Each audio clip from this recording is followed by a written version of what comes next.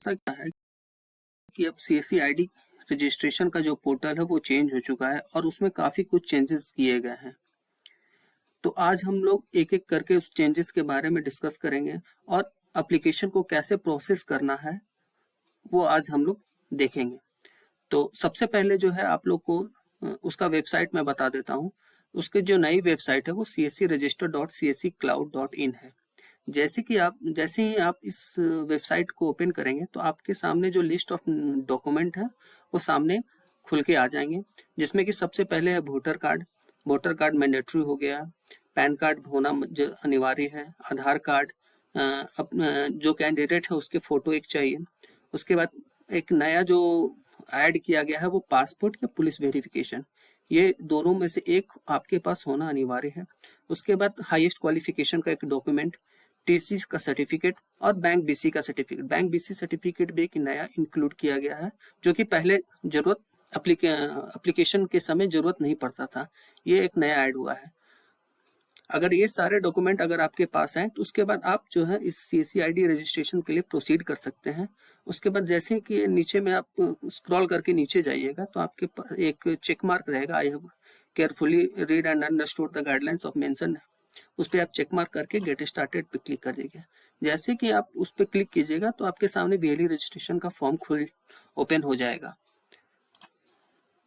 Open हो चुका है। तो यहाँ पे आपको अपना टीसी नंबर एंटर करना है। उसके बाद यहाँ पे आपको अपना बीसी सर्टिफिकेट नंबर एंटर करना है। एक्चुअली जो आपका बीसी रजिस्ट्रेशन नंबर होता है वही आपका बीसी सर्टिफिकेट नंबर होता है। तो यहाँ पे आपको अपना सर्टिफिकेट नंबर एंटर करना है। उसके बाद यहाँ पे आपको वैलिडेट पर क्लिक कर देना है। क्लिक करते ही आपका जो टीसी नंबर है वो वेरीफाई हो जाएगा। उसके बाद आपको नीचे आना है। अब यहाँ पे आपको अपनी कुछ पर्सनल डिटेल्स दिखाई देगी। उसके बाद यहाँ पे आपको अपना मोबाइल नंबर एंटर करना है और आपको वही मोबाइल नंबर एंटर करना है जो आपके आधार कार्ड से लिंक है। उसके बाद आपको सेंड ओटीपी पर क्लिक कर देना है। जैसे आप क्लिक करेंगे तो आपके इस मोबाइल नंबर पर एक ओटीपी भेजा जाएगा। उस ओटीपी को यहाँ पे आपको एंटर करना है। उसके बाद आपको वैलिडेट पर क्लिक करना है। अब जैसे आप क्लिक करोगे तो आपका जो मोबाइल नंबर है वो वेरीफाई हो जाएगा। उसके बाद आपको नीचे आना है। अब यहाँ पे आपको अपनी पर्सनल डिटेल्स को एंटर करना होगा। तो सबसे पहले यहाँ पे आपको अपना आधार नंबर एंटर करना है। उसके बाद यहाँ पे आपको वैलिडेट पर क्लिक कर देना है। क्लिक करते ही आपका जो आधार नंबर है वो वेरीफाई हो जाएगा। उसके बाद यहाँ पे आपको अपने फादर्स का फुल नेम एंटर करना है। उसके बाद यहाँ पे आपको अपनी मदर्स का फुल नेम एंटर करना है। उसके बाद यहाँ पे आपको मैरिटल स्टेटस का ऑप्शन मिलेगा, इस पे आपको क्लिक करना है और जो भी आपका मैरिटल स्टेटस है, आप मैरिड है अनमैरिड है, उसको यहाँ पे आपको सिलेक्ट कर लेना है। उसके बाद यहाँ पे आपको कैटेगरी का ऑप्शन मिलेगा, इस पे आपको क्लिक करना है। अगर आप जनरल कैटेगरी से है तो आपको जनरल को सिलेक्ट कर लेना है और अगर आप SC ST OBC या फिर EWS कोटे से हैं तो यहाँ से आपको रिजर्व सिलेक्ट कर लेना है। उसके बाद यहाँ पे आपको सिलेक्ट डिसेबिलिटी कैटेगरी का ऑप्शन मिलेगा, इस पे आपको क्लिक करना है। अगर आपकी कोई फिजिकल डिसेबिलिटी है तो वो यहाँ पे आपको सिलेक्ट करनी होगी। फर्स्ट ऑप्शन है डीप और हार्ड ऑफ हियरिंग, यानी कि अगर आपको ऊंचा सुनाई देता है तो आपको फर्स्ट ऑप्शन को सिलेक्ट करना है। अगर आपकी कोई फिजिकल डिसेबिलिटी है यानी कि आप दिव्यांग है तो आपको सेकंड ऑप्शन को चूज करना है। उसके बाद तीसरा ऑप्शन है विजन इंपेयरमेंट, यानी कि अगर आपको कम दिखाई देता है या फिर आपको देखने में किसी भी प्रकार की कोई भी प्रॉब्लम है तो आपको तीसरा ऑप्शन सिलेक्ट करना है। और अगर आपको किसी भी प्रकार की कोई भी फिजिकल डिसेबिलिटी नहीं है तो आपको fourth option no physical impaired को सिलेक्ट करना है। उसके बाद यहाँ पे आपको स्टेट का ऑप्शन मिलेगा, इस पे क्लिक करना है और जो भी आपका स्टेट है वो यहाँ पे आपको सिलेक्ट कर लेना है। उसके बाद यहाँ पे आपको डिस्ट्रिक्ट पर क्लिक करना है और जो भी आपकी डिस्ट्रिक्ट है वो यहाँ पे आपको सिलेक्ट कर लेनी है। उसके बाद यहाँ पे आपको स्टेट असेंबली का ऑप्शन मिलेगा, इस पे आपको क्लिक करना है और जो भी आपकी स्टेट असेंबली है वो यहाँ पे आपको सिलेक्ट कर लेनी है। अगर आपको नहीं पता है कि आपकी स्टेट असेंबली क्या है तो आप गूगल से सर्च कर सकते हैं। उसके बाद यहाँ पे आपको अपना परमानेंट एड्रेस एंटर करना है। एड्रेस को एंटर करने के लिए यहाँ पे आपको 3 कॉलम दिए गए हैं, तीनों कॉलम में आपको अपने कंप्लीट एड्रेस को एंटर कर देना है। एड्रेस को एंटर करने के बाद आपको नीचे आना है। अब यहाँ पे आपको अपनी कियोस्क डिटेल को एंटर करना होगा। कियोस्क का बेसिक मतलब ये है कि जो आपका सेंटर है या फिर जो आपका बिजनेस है उसकी डिटेल्स यहाँ पे आपको एंटर करनी होगी। तो सबसे पहले यहाँ पे आपको अपना कियोस्क नेम एंटर करना है, यानी कि आपको अपने सीएससी सेंटर का नेम एंटर करना है, जो भी आप अपना सीएससी सेंटर का नेम रखना चाहते हैं। उसके बाद यहाँ पे आपको कियोस्क ओनरशिप का ऑप्शन मिलेगा, इस पे आपको क्लिक करना है। अगर आपका सेंटर रेंट पे है यानी कि आप रेंट पे अपना सेंटर चलाते हैं तो यहाँ से आपको रेंटेड को सिलेक्ट करना है। और अगर आप अपना सेंटर खुद ओन करते हैं यानी कि आप खुद ओनर है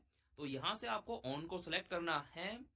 और अगर आपका सेंटर गवर्नमेंट है तो यहाँ से आपको गवर्नमेंट को सिलेक्ट करना है, लेकिन हम अपने सेंटर के खुद ओनर है तो हम यहाँ से ऑन को सिलेक्ट कर लेते हैं। उसके बाद यहाँ पे आपको लोकेशन टाइप का ऑप्शन मिलेगा। अगर आपका सेंटर शहर में है तो यहाँ से आपको अर्बन को सिलेक्ट कर लेना है, और अगर आपका सेंटर गाँव में है तो यहाँ से आपको रूरल को सिलेक्ट करना है। उसके बाद यहाँ पे आपको कियोस्क एड्रेस का ऑप्शन मिलेगा, तो यहाँ पे आपको अपने सेंटर का कंप्लीट एड्रेस एंटर करना होगा। एड्रेस को एंटर करने के लिए यहाँ पे आपको 3 कॉलम दिए गए हैं। इन तीनों कॉलम में आपको अपने सेंटर के करेक्ट और कंप्लीट एड्रेस को एंटर करना है। और दोस्तों, एड्रेस को एंटर करते वक्त मैंने गलती कर दी थी, जिसको बाद में मैंने ठीक किया था, तो वो गलती आपको बिल्कुल भी नहीं करनी है।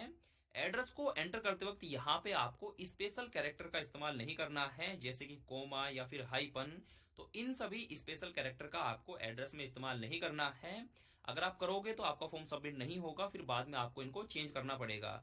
तो जैसे कि आप देख सकते हैं, मैंने यहाँ पे इन सभी स्पेशल कैरेक्टर का इस्तेमाल किया है, लेकिन बाद में मैंने इसको हटा दिया था। तो ये गलती आपको बिल्कुल भी नहीं करनी है। उसके बाद आपको नीचे आना है और यहाँ पे आपको अपने एरिया का पिन कोड एंटर करना है। उसके बाद आपको नीचे आना है और यहाँ पे आपको ये कैप्चा एंटर करना है। उसके बाद आपको टर्म्स को एक्सेप्ट करना है, लेकिन नेक्स्ट पर क्लिक करने से पहले आपको अपने फॉर्म को एक बार अच्छे से चेक करना है। उसके बाद आपको नीचे आना है और नेक्स्ट पर क्लिक कर देना है। क्लिक करते ही आपके सामने सेकंड स्टेप ओपन हो जाएगा। अब यहाँ पे आपको अपनी ईमेल और पैन कार्ड की डिटेल्स को एंटर करना होगा। तो सबसे पहले यहाँ पे आपको अपनी ईमेल आईडी को एंटर करना है। उसके बाद आपको सेंड ओटीपी पर क्लिक कर देना है। क्लिक करते ही आपकी ईमेल आईडी पर एक ओटीपी भेजा जाएगा। उस ओटीपी को यहाँ पे आपको एंटर करना है। उसके बाद आपको वैलिडेट पर क्लिक कर देना है। क्लिक करते ही आपकी ईमेल आईडी वेरीफाइड हो जाएगी। उसके बाद यहाँ पे आपको अपना पैन कार्ड नंबर एंटर करना है। उसके बाद आपको वैलिडेट पर क्लिक कर देना है। क्लिक करते ही आपका जो पैन कार्ड है वो वेरीफाई हो जाएगा और यहाँ पे आपको आपका नाम भी दिखाई देगा। उसके बाद यहाँ पे बताया गया है कि आपकी जो डिटेल्स है वो आपके पैन कार्ड के साथ में कितना % मैच हुई है। तो यहाँ पे हमारी जो डिटेल्स है वो हमारे पैन कार्ड के साथ 100% मैच हुई है। उसके बाद नीचे आपको टर्म्स को एक्सेप्ट करना है और नेक्स्ट पर क्लिक कर देना है। क्लिक करते ही आपके सामने थर्ड स्टेप ओपन हो जाएगा। अब यहाँ पे आपको अपनी बैंक डिटेल्स को एंटर करना होगा। तो सबसे पहले यहाँ पे आपको अपने बैंक का IFSC कोड एंटर करना है। उसके बाद आपको वैलिडेट पर क्लिक कर देना है। जैसे आप क्लिक करोगे तो आपके सामने आपके बैंक ब्रांच की कंप्लीट डिटेल आ जाएगी। उसके बाद यहाँ पे आपको सेलेक्ट अकाउंट टाइप का ऑप्शन मिलेगा, इस पे आपको क्लिक करना है और जिस भी टाइप का आपका अकाउंट है, सेविंग या फिर करंट, उसको आपको सिलेक्ट कर लेना है। उसके बाद यहाँ पे आपको अपना अकाउंट नंबर एंटर करना है। उसके बाद यहाँ पे आपको नॉमिनी नेम का ऑप्शन मिलेगा। तो जो भी आपका अकाउंट का नॉमिनी है, जिसको भी आपने नॉमिनी बनाया है, उसका नेम यहाँ पे आपको एंटर करना है और नॉमिनी के साथ में जो भी आपका रिलेशन है वो यहाँ पे आपको सिलेक्ट कर लेना है। ज्यादातर लोगों के जो नॉमिनी होते हैं वो उनकी माताजी या फिर पिताजी होते हैं। अगर ऐसा है तो यहाँ से आपको पेरेंट्स को सिलेक्ट कर लेना है। उसके बाद यहाँ पे आपको नॉमिनी की डेट ऑफ बर्थ को एंटर करना होगा। एंटर करने के लिए यहाँ पे आपको कैलेंडर का आइकन दिया गया है, इस पे क्लिक करके यहाँ से आपको डेट ऑफ बर्थ को सिलेक्ट कर लेना है। सभी डिटेल्स को एंटर करने के बाद आपको वैलिडेट पर क्लिक कर देना है। क्लिक करते ही आपका जो अकाउंट है वो वेरीफाई हो जाएगा। उसके बाद आपको नेक्स्ट पर क्लिक कर देना है। क्लिक करते ही आपके सामने फोर्थ स्टेप ओपन हो जाएगा। अब यहाँ पे आपको अपने सभी डॉक्यूमेंट्स को अपलोड करना होगा और जैसे कि मैंने आपको वीडियो के स्टार्टिंग में बताया था कि आपको अपने सभी डॉक्यूमेंट्स को पहले से रेडी कर लेना है और आपको अपने सभी ओरिजिनल डॉक्यूमेंट ही अपलोड करने हैं। कोई भी आपको फोटोकॉपी अपलोड नहीं करनी है। जो भी आपके पास में ओरिजिनल डॉक्यूमेंट है वही आपको स्कैन करके अपलोड करने हैं। आप अपने डॉक्यूमेंट को JPG, PNG या फिर PDF फाइल में अपलोड कर सकते हैं। तो सबसे पहले आपको अपने सभी डॉक्यूमेंट को रेडी कर लेना है। अब डॉक्यूमेंट को अपलोड करने के लिए सबसे पहले यहाँ पे आपको अपना एपिक नंबर यानी कि अपना वोटर ID नंबर एंटर करना है। वोटर ID नंबर एंटर करने के बाद अब सबसे पहले आपको अपने आधार कार्ड को अपलोड करना होगा। लेकिन आधार कार्ड को अपलोड करने से पहले आपको एक जरूरी बात का ध्यान रखना है, वो ये है कि आपको अपने आधार कार्ड की फ्रंट और बैक साइड दोनों एक ही PDF के अंदर अपलोड करनी है या फिर आपको एक ही फोटो के अंदर अपलोड करनी है। तो आधार कार्ड को अपलोड करने के लिए सिंपली आपको ब्राउजर पे क्लिक करना है। क्लिक करते ही आपकी जो फाइल्स है वो ओपन हो जाएगी। अब सिस्टम के अंदर जिस भी लोकेशन पर आपने अपने डॉक्यूमेंट को सेव किया है वहां से आपको अपने आधार कार्ड को अपलोड कर देना है। और एक चीज मैं आपको पहले क्लियर कर दूं कि डॉक्यूमेंट को अपलोड होने में थोड़ा सा ज्यादा टाइम लगता है, क्योंकि एक तो फाइल का साइज बहुत बड़ा है और दूसरा ये वेबसाइट नहीं है। वेबसाइट नहीं होने की वजह से स्लो काम करती है और जिसकी वजह से डॉक्यूमेंट को अपलोड करने में थोड़ा सा ज्यादा टाइम लगाती है। एक डॉक्यूमेंट को अपलोड करने में 10 से 15 सेकंड लग जाती है या फिर 20 सेकंड भी लग जाती है। तो यहाँ पे आपको पैनिक नहीं होना है। तो यहाँ पे आप देख सकते हैं हमारा जो आधार कार्ड है वो अपलोड हो चुका है। उसके बाद आपको ओके पर क्लिक कर देना है। इसी तरीके से आपको अपने पैन कार्ड को अपलोड करना है। अपलोड करने के लिए सिंपली आपको ब्राउजर पे क्लिक करना है और आपको अपने पैन कार्ड को अपलोड कर देना है। पैन कार्ड हमारा अपलोड हो चुका है। उसके बाद आपको ओके पर क्लिक कर देना है। अब यहाँ पे आपको अपनी एक एप्लीकेशन फोटो यानी कि आपको अपनी पासपोर्ट साइज फोटो को अपलोड करना है। अपलोड करने के लिए फिर से वही आपको ब्राउजर पे क्लिक करना है और आपको अपने फोटो को अपलोड कर देना है। फोटो हमारा अपलोड हो चुका है। उसके बाद आपको ओके पर क्लिक करना है। अब इसी क्रम को जारी रखते हुए आपको अपनी बैंक डिटेल को अपलोड करना है। तो यहाँ पे आपको अपने कैंसिल चेक को अपलोड कर देना है। तो यहाँ पे आपको अपने कैंसिल चेक को अपलोड कर देना है। अब जिन लोगों को नहीं पता है कि कैंसिल चेक क्या होता है, तो सिंपली आपको करना क्या है कि आपके पास में जो भी चेकबुक है उसमें से आपको चेक फाड़ना है और उस चेक पर आपको डेट डाल देनी है और बड़े बड़े अक्षर में कैंसिल लिख देना है। आपका कैंसिल चेक रेडी हो जाएगा। इसको आपको अपलोड कर देना है। अगर आपके पास में कैंसिल चेक नहीं है तो आप अपनी बैंक पासबुक को भी अपलोड कर सकते हैं। और बैंक डिटेल्स अपलोड करते वक्त आपको एक बात का ध्यान रखना है कि जो भी डॉक्यूमेंट आप अपलोड करते हैं, फिर चाहे वो बैंक पासबुक हो या फिर वो कैंसिल चेक हो, तो आपके जो डॉक्यूमेंट है उन पर आपके बैंक की कंप्लीट डिटेल्स होनी चाहिए। जैसे कि आपका नाम, आपके बैंक की कंप्लीट डिटेल्स, आपका आईएफएससी कोड, ये सारी चीजें आपके बैंक पासबुक पर या फिर आपके कैंसिल चेक पर प्रिंट होनी चाहिए, तभी आपको अपलोड करनी है।